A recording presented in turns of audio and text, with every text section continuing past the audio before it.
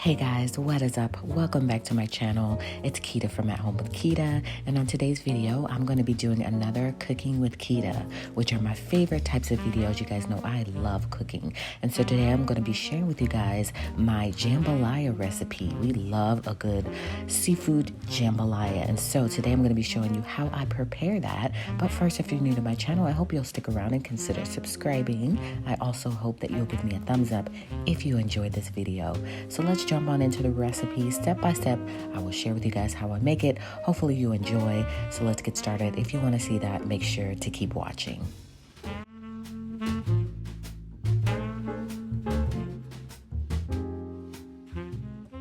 Alright guys, so first things first, I linked the recipe below just in case you're interested in making this awesome and yummy jambalaya.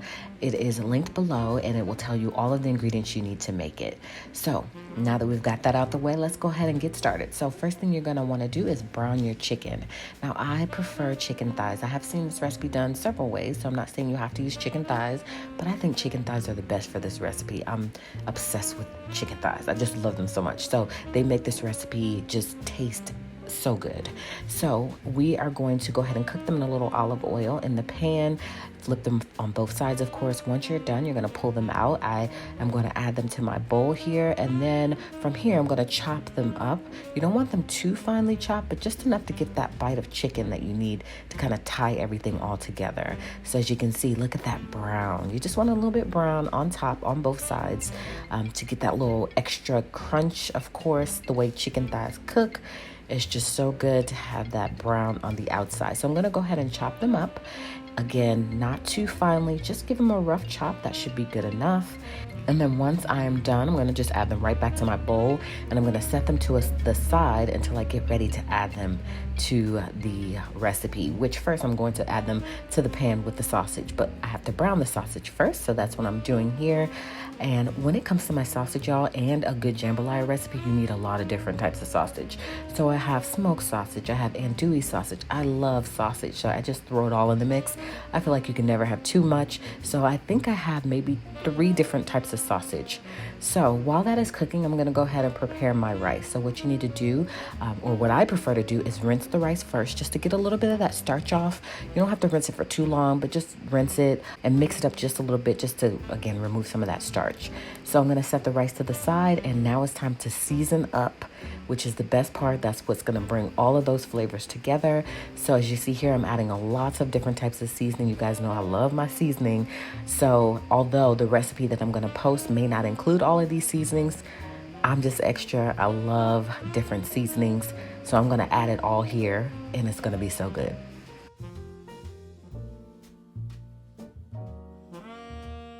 And of course, you want to have those seasonings that's going to make it a true jambalaya seasoning. So although I am adding some different seasonings here, you'll see me add my Cajun seasoning.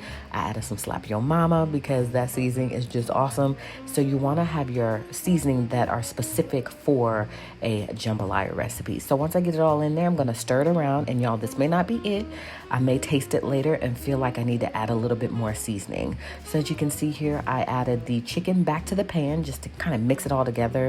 I'm a little bit off kilter when it comes to recipes. I don't always go by the book. I kind of just do my own thing, and I don't know, some people may get me for that, but I just really like making a recipe my own, and sometimes I may not always go by the book, and so don't judge me, okay? I mean, it's still going to be good. Trust me, it's awesome.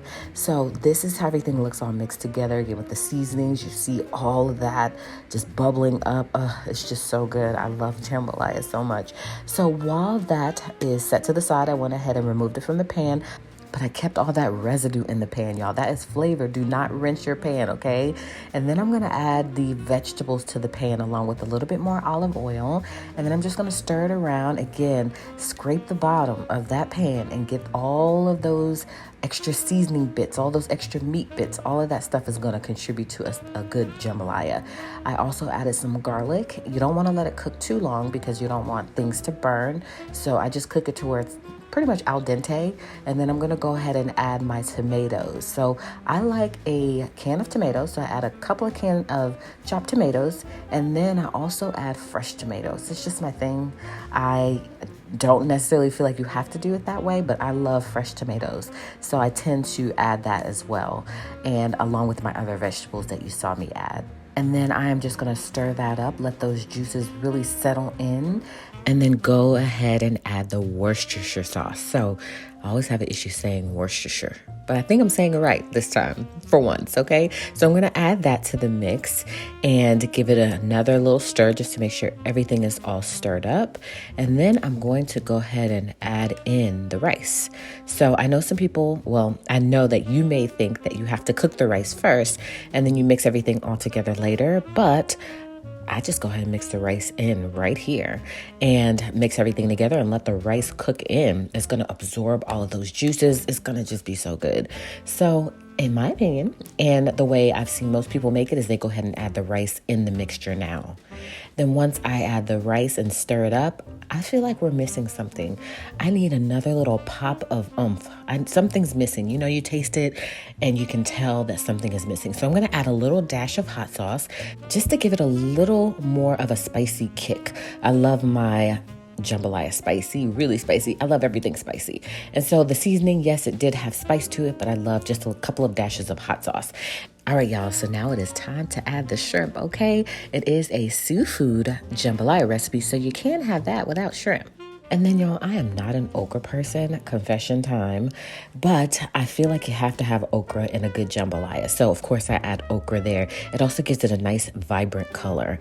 So I'm going to mix everything back to the pot. I decided to upgrade my pot and get a stock pot because I felt like it was just too tight and I need a little bit more room to let it cook. So I'm adding it back to the stock pot, stirring it all together. You see those beautiful colors from the green, the sausage. You see everything just looks cohesive. It's bound together, but we still want to let it cook a little while longer, but not overcook because we don't want the rice to be sticky. So just let it sit and cook for a little while longer and then you are done.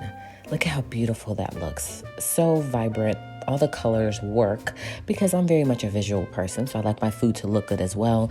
And so there you have it. That is how I make my jambalaya. So again, I'll post the recipe below just in case you're interested. I top it with a few scallions and then I am ready to go in, y'all. So thank you guys so much for watching today. Let me know if you guys have any questions below about how I made it, but I pretty much put everything all out on the table. Super easy recipe and super yummy. So if you end up making this, make sure to tag me on social media. I would love to see your take. Thanks again for watching. Hopefully you guys will join me for another Cooking with Quita, in which case I'll see you guys then.